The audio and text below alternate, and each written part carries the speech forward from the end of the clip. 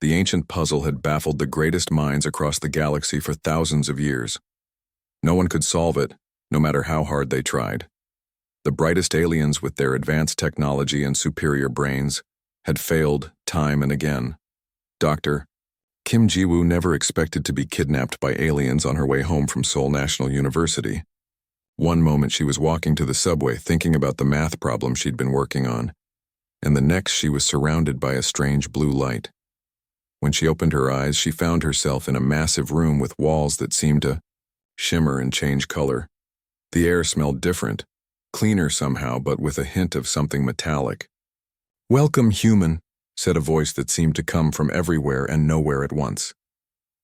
Ji-woo spun around, heart racing, and saw something that made her gasp. A tall, slender creature stood before her. It had skin that looked like polished silver, and eyes that reminded her of the night sky, deep black with tiny points of light that seemed to move. Next to this being stood several others, each more strange than the last. One appeared to be made entirely of blue crystal that caught the light in fascinating ways. Another seemed to shift and swirl like smoke in a bottle. "We are the Galactic Council," the silver being continued. "I am Coordinator Yoon. We have been watching your species for some time." Ji-woo tried to speak but found her voice wouldn't work. She swallowed hard and tried again. "Why am I here?" "Because we need you," said a crystalline being, its voice sounding like wind chimes. "Or rather, we need your human mind." They led her through corridors that seemed to stretch forever until they reached a circular room. In the center floated what looked like a 3D model of mathematical equations, swirling, shifting, changing. Ji-woo recognized some of the symbols, but others were completely foreign. "This," said Coordinator Yoon, "is the Nexus Theorem. For 5,000 years, the greatest minds in the galaxy have tried to solve it."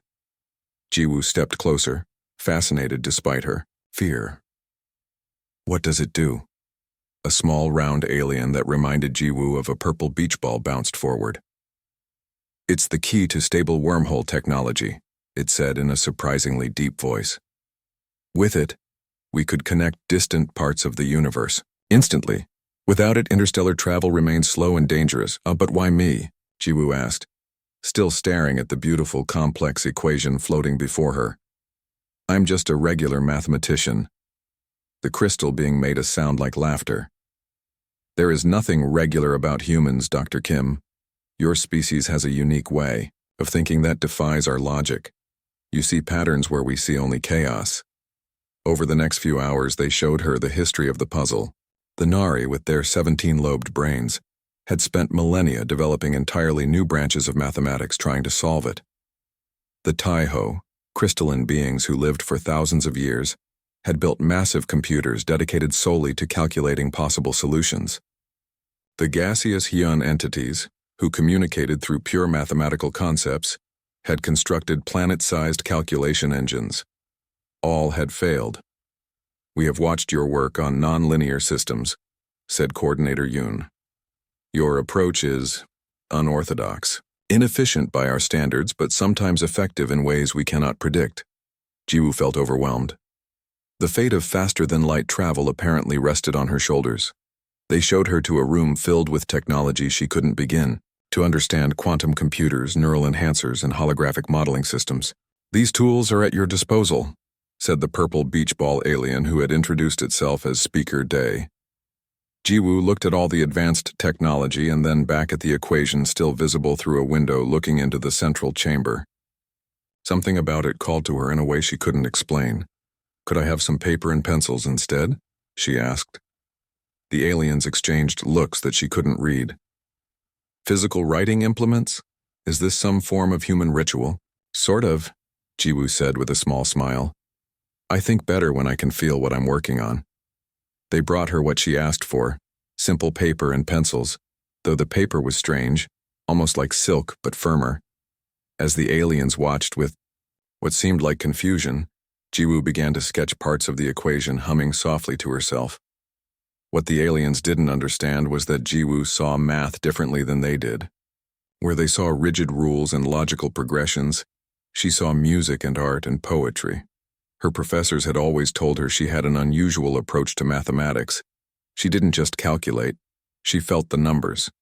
They flowed like a river in her mind, creating patterns that she could almost see. As night fell, or what passed for night on the space station, Ji-woo worked on, barely noticing when food was brought. The aliens watched through observation windows as she filled page after page with drawings and equations that seemed random to them.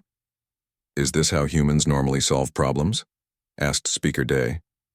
"No," replied Coordinator Yoon. "But we were told. Humans are unpredictable. That is why we brought her here. When all logical approaches fail, sometimes you need something illogical." By morning, Ji-woo had covered the walls with papers.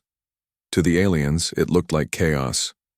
To her, it was becoming clear that the problem wasn't as complicated as they had made it. The aliens had been overthinking it for thousands of years, adding layers of complexity when the elegant solution might be far simpler. She just needed to find the pattern hidden in the noise. Ji-woo woke up with a start, papers stuck to her cheek, and pencil marks on her fingers. She had fallen asleep at some point during her work. As she rubbed her eyes, she noticed 3 aliens watching her from across the room. "Good morning, Dr. Kim," said Coordinator Yoon, the silver-skinned alien. "Did your unconsciousness period prove restorative?" "You mean, did I sleep well?"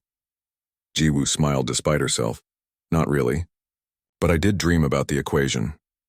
The aliens looked at each other with what she guessed was excitement. The crystal one, who had introduced itself as Elder Taiho, stepped forward. Light bounced off its faceted body, creating rainbows across the walls. "Human dreams are of great interest to us," Elder Taiho said. "Our species does not experience this phenomenon. Did your dream reveal any insights?" Ji-woo stretched, her back sore from sleeping hunched over. "Not directly, but I think I need to understand more about how your people have approached this problem. Show me what you've tried so far." The aliens seemed pleased with her request. They led her to a massive circular room she hadn't seen before. The walls were lined with what looked like glowing bookshelves, but instead of books they held shimmering orbs of different colors. "This is the Hall of Approaches," explained Speaker Day, the round purple alien. "Each orb contains the complete record of a species' attempt to solve the Nexus theorem."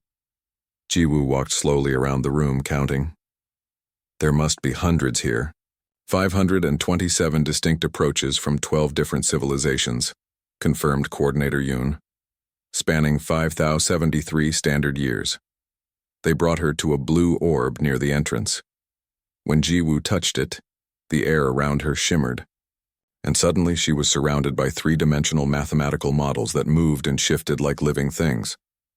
"These are the Nari approaches," said Coordinator Yoon. "Their species possesses 17 lobed brains capable of processing 17 different thoughts simultaneously." Ji-woo watched in amazement as the equations unfolded before her, beautiful and complex. The mathematics was unlike anything she had ever seen, working in dimensions she could barely comprehend. Their multi-dimensional calculus is the closest anyone has come to a solution, Elder Taiho explained. But after 2,000 years, they reached a mathematical dead end. They moved to a crystal orb that glowed with inner light.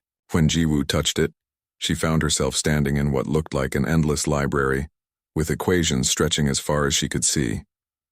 "The Taiho, my ancestors, took a different approach," said Elder Taiho, with a sound like tinkling bells.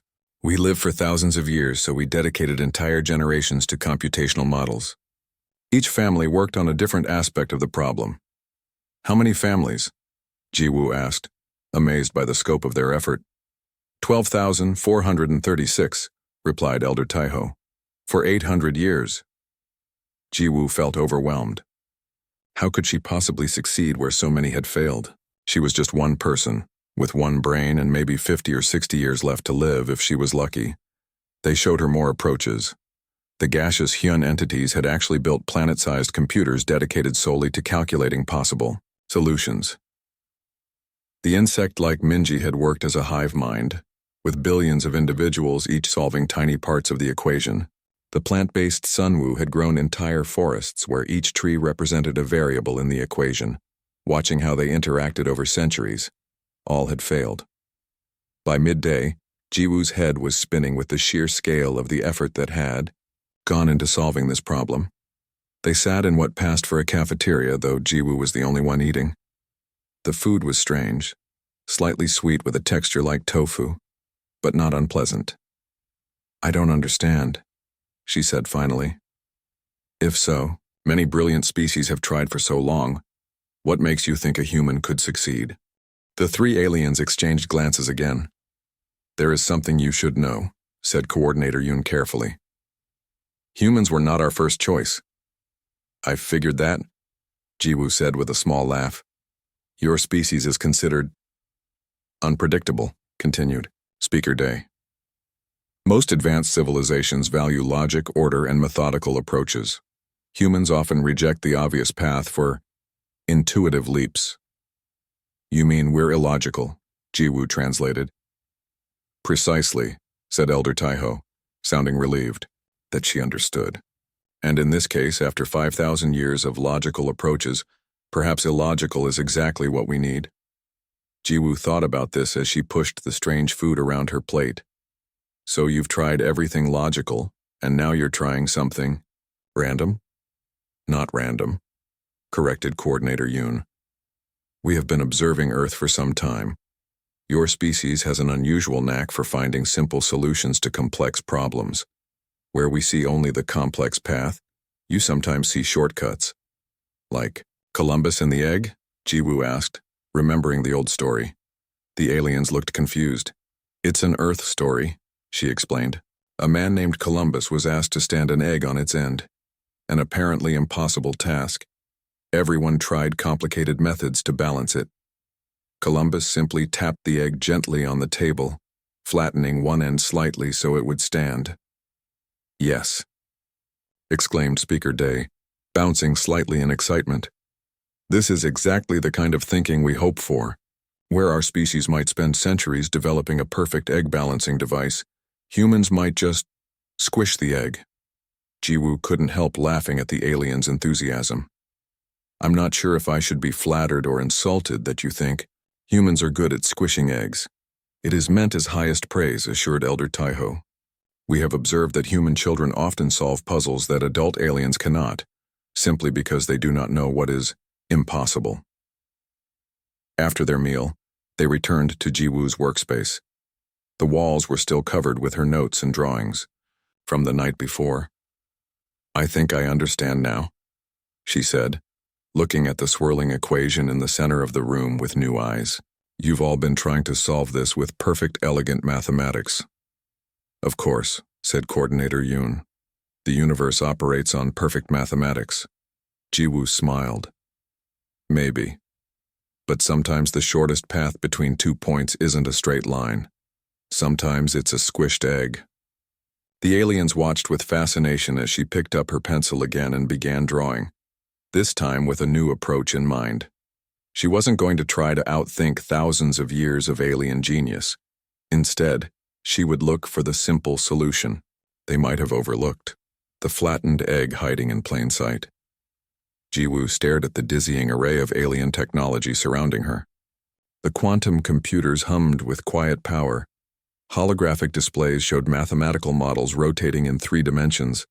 Neural enhancers, devices that could supposedly boost her brain's processing power, sat on a nearby table, looking like delicate silver crowns. But none of it felt right. "Is something wrong with the equipment?" asked Coordinator Yoon, noticing her hesitation. "No," Jiwoo said, running her fingers through her short black hair. "It's just not how I work." The aliens had given her everything their advanced civilizations could offer, but Jiwoo kept coming back to the simple paper and pencils she'd requested earlier. She picked up a pencil, feeling its familiar weight. "I know this must seem primitive to you," she explained, seeing their confusion. "But I need to feel the problem, not just see it." "Feel mathematics?" Elder Taiho's crystalline form shimmered with what might have been confusion. "I do not understand." Jiwoo thought about how to explain. "When I was little, about 6 years old, my grandmother taught me to play the piano. She always said that music is just mathematics that sings. Later, when I studied advanced math, I realized she was right. She began sketching on a fresh sheet of paper, not equations this time, but a simple musical staff. Every note has a mathematical relationship to every other note. The difference between harmony and discord is just ratios. Speaker Day bounced closer, peering at her drawing. Your species uses sound patterns for enjoyment. We have studied this, but what does it have to do with the Nexus theorem? I'm not sure yet, Jiwoo admitted. But when I look at your theorem, I don't just see numbers and symbols, I hear it. There's a rhythm to it, a pattern that feels almost like music. The aliens exchanged glances again, a behavior Jiwoo was starting to recognize as their way of silently communicating confusion or surprise. We would like to observe your process, said Coordinator Yoon finally, if that is acceptable. Sure, Jiwoo shrugged, but it might be boring. I'm just going to think and draw for a while. The aliens settled in to watch, and Jiwoo tried to ignore their intense stares. She spread out several large sheets of paper and began working. First, she drew the core equation of the Nexus theorem as she understood it. Then beneath it, she drew a musical staff and began translating parts of the equation into musical notation. It wasn't a perfect translation. Mathematics and music weren't exactly the same language, but it helped her think. What are you doing? Now, asked Elder Taiho after a while. I'm looking for patterns, Jiwoo explained without looking up. Sometimes when you change how you represent a problem, you see things you missed before. She began humming softly as she worked, a habit from childhood that helped her concentrate. The aliens leaned forward, perhaps thinking the sound was part of her mathematical process. In a way it was. Hours passed. Jiwoo worked steadily, filling sheet after sheet with drawings, equations, and musical notations. She barely noticed when the aliens brought her food and water. Her mind was entirely focused on the puzzle. I don't understand her approach, she overheard Speaker Day whisper to the others. There is no logical progression. She jumps from one concept to another without clear connection. Perhaps that is the point, replied Coordinator Yoon. Human minds make connections we cannot predict. Evening, or what passed for evening on the space station, Jiwoo had covered the walls with papers again. To an observer, it looked chaotic. Mathematical equations next to musical notations next to what appeared to be simple doodles and sketches. But in Jiwoo's mind, connections were forming. She stepped back, looking at everything she had created. I need to take a break, she announced suddenly. Is this part of the human process? Asked Elder Taiho. Scheduled interruptions? Jiwoo laughed. Kind of. Sometimes when you're stuck on a problem, the best thing to do is walk away from it for a while. Let your subconscious work on it. Your mind continues to function on the problem even when you are not actively engaged with it? Speaker Day sounded fascinated. Exactly, Jiwoo nodded. Some of my best ideas come when I'm doing something completely different. Taking a shower, going for a walk, or even sleeping. The aliens considered this. This is not how we approach problems, said Coordinator Yoon. Efficiency dictates focused attention until completion. Well, humans aren't always efficient, Jiwoo smiled.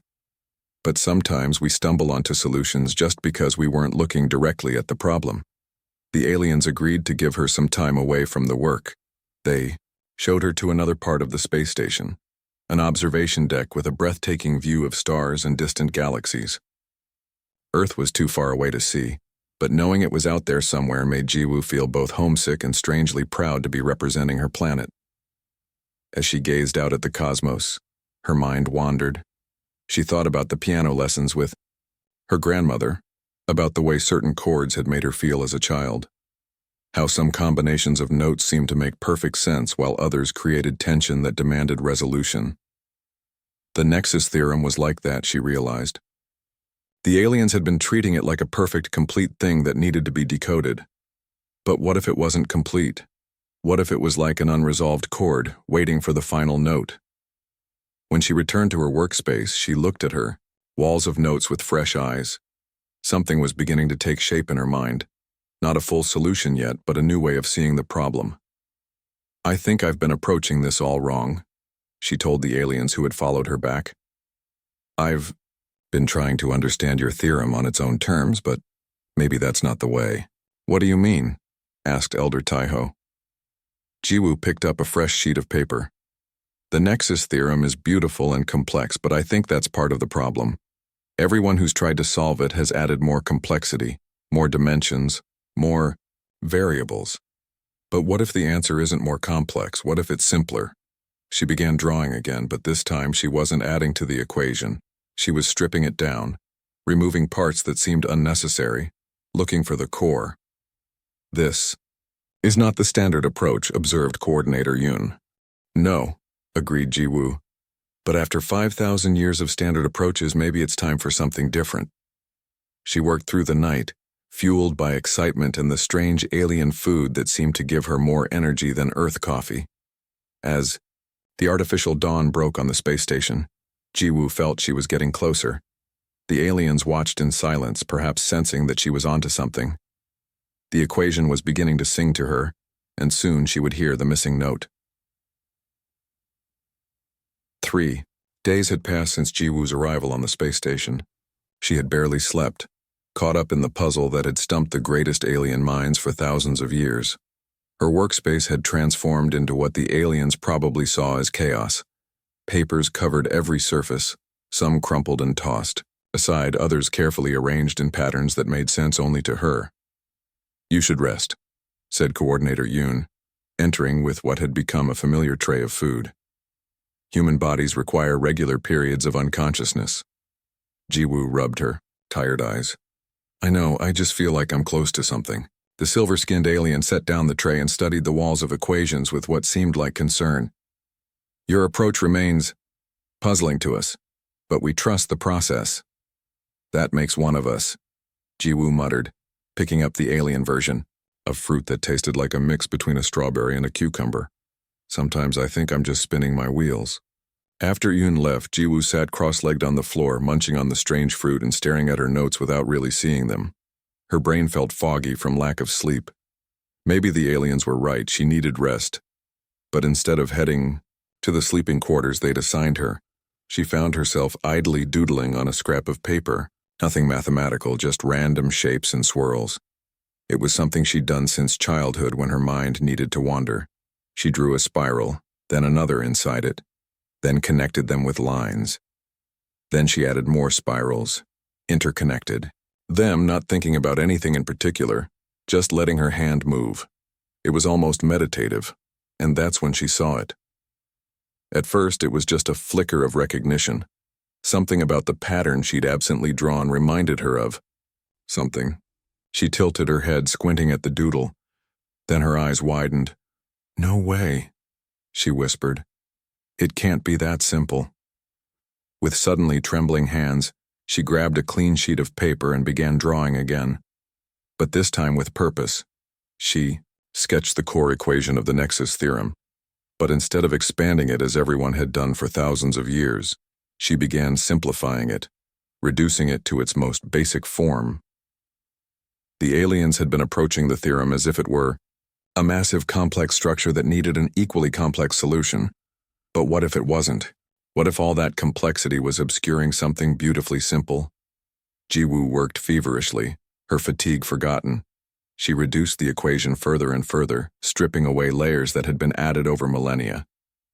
When she reached what felt like the bare bones of the theorem, she stared at it, her heart pounding. That's it, she whispered. They've been overcomplicating it this whole time. The solution wasn't adding more dimensions or variables. It was recognizing that many of them canceled each other out. The equation had been hidden beneath layers of unnecessary complexity. With shaking hands, she wrote out the final proof. Just 12 lines of notation that bridged the critical gap in their theorem. It was so elegant, so simple that she almost couldn't believe it herself. Yoon, she called out, her voice cracking with excitement. Elder Taiho, Speaker Day. She didn't know if they could hear her, but moments later, all 3 aliens rushed into the room, perhaps alerted by some monitoring system. What is it? Asked Coordinator Yoon. Have you made progress? I think I've solved it, Jiwoo said, her voice barely above a whisper.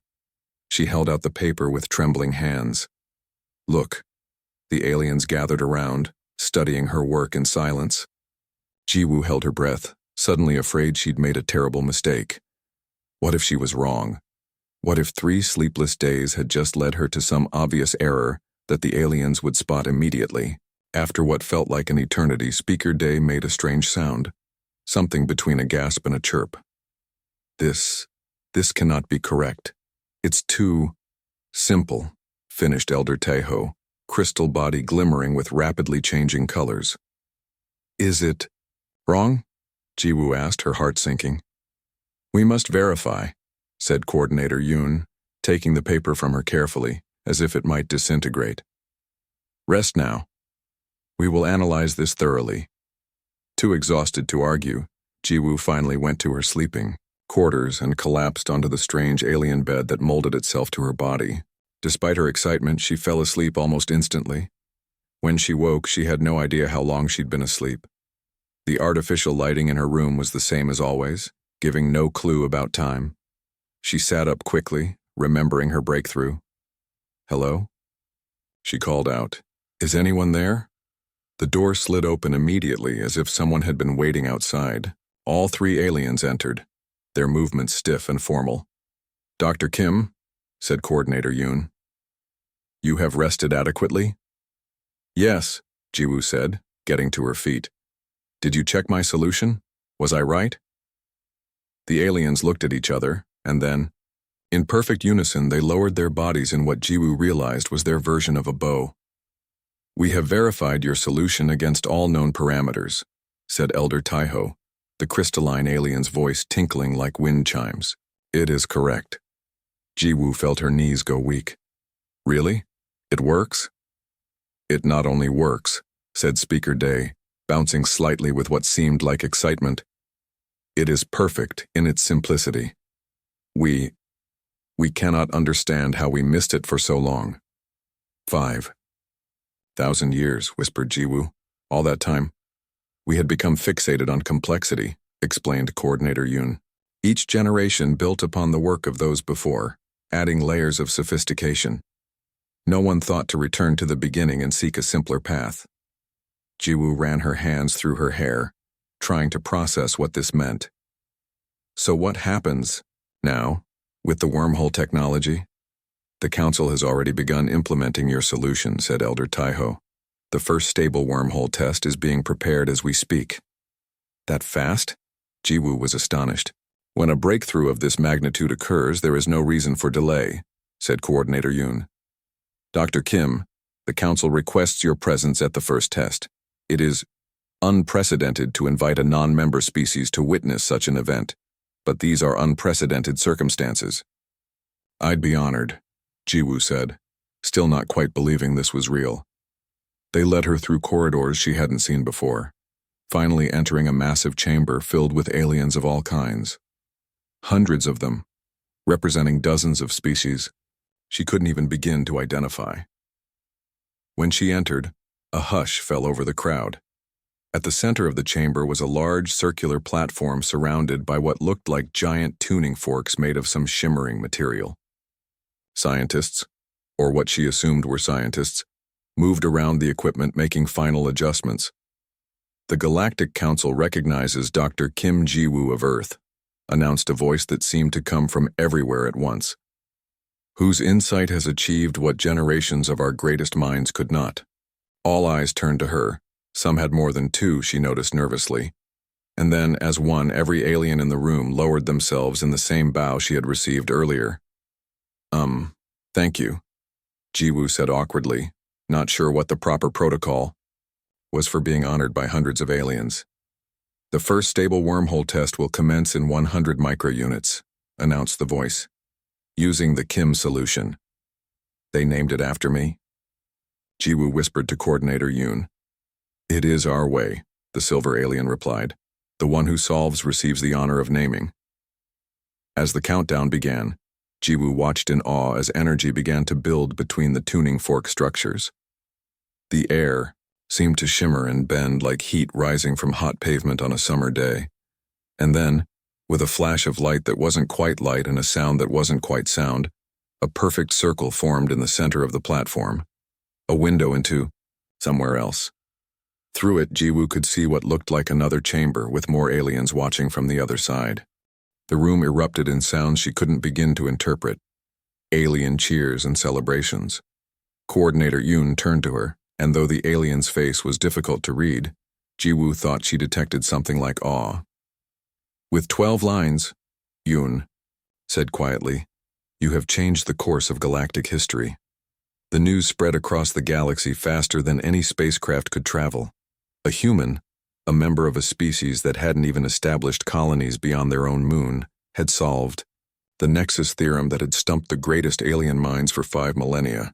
The implications were enormous, and nobody felt them more keenly than Jiwoo herself. 1 month after her breakthrough, Jiwoo stood on the observation deck of the Galactic Council's central station, watching ships come and go through the newly established network of stable wormholes. Each one was a perfect circle of distorted space, leading instantly to distant parts of the galaxy that would have taken years to reach before. "Still hard to believe, isn't it?" said a voice behind her. Jiwoo turned to see Park Jun-ho, another human who had arrived just days ago.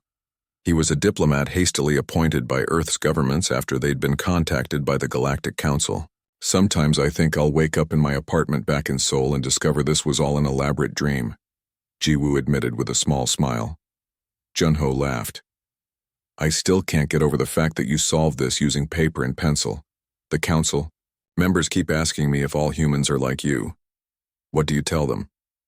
"I tell them you're special but not unique," Jun-ho said. "Humans have always been good at thinking outside the box because we've had to be. We're not the strongest, fastest, or longest-lived species. Our advantage has always been our creativity." Jiwoo nodded, turning back to watch as another ship disappeared through a wormhole. According to Coordinator Yoon, travel time between the furthest reaches of known space had been reduced from decades to minutes. Isolated civilizations were connecting for the first time. Resources that had been too distant to access were suddenly available. It was a new era for the entire galaxy, and all because she had doodled when she should have been sleeping. A soft chime announced another visitor. The door slid open to reveal Elder Taiho, the crystalline being's body reflecting the starlight in dazzling patterns. "The council session will begin soon," Taiho said. "Your presence is requested, Dr. Kim." "Just Jiwoo, please," she reminded the alien for what felt like the 100th time. "We don't stand on ceremony as much as you do." "My apologies." "Jiwoo," Taiho said, the name sounding musical in the alien's bell-like voice. "This informality is still new to us." As they walked through the station's corridors, Jiwoo marveled again at the diversity of life forms they passed. Beings of gas and crystal and metal and flesh, some with appendages she couldn't count, others with no visible body parts at all. Yet all of them stepped aside respectfully as she passed, some even performing the formal bow that had become familiar to her now. "I wish they wouldn't do that," she said quietly to Jun-ho. "It makes me uncomfortable." "You're a celebrity now," he replied with a grin. "Better get used to it." The council chamber was even more crowded than the last time she'd been there. Representatives from hundreds of worlds filled the tiered seating, creating a riot of colors, shapes, and sizes. At the center was the speaking floor, currently empty except for a holographic display of the galaxy, with bright lines showing the new wormhole network spreading like a web between stars. Coordinator Yoon met them at the entrance. "The proceedings are about to begin. Jun-ho, you will be seated with the diplomatic observers. Jiwoo, you will join me on the speaking floor." Jiwoo felt a flutter of nervousness. "What exactly is happening today?" "History," replied Yoon simply. As they made their way to the center of the chamber, a hush fell over the assembled aliens. The holographic galaxy rotated slowly above them, stars and planets glittering like jewels. "Esteemed members of the Galactic Council," announced a voice that seemed to come from everywhere at once. "We gather today to address the implications of the Kim solution and the integration of humanity into our greater community." Jiwoo tried not to fidget as thousands of alien eyes focused on her.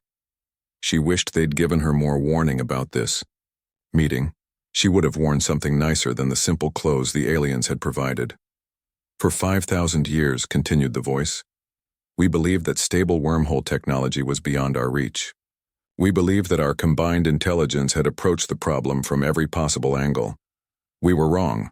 A murmur ran through the chamber. The human Jiwoo Kim has demonstrated that even our most established assumptions must sometimes be questioned. Her solution was not the result of superior technology or greater computational power.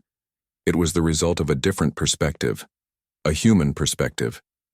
The holographic display changed, showing Earth rotating slowly. Humanity has been observed by this council for centuries. They have been deemed primitive in many ways.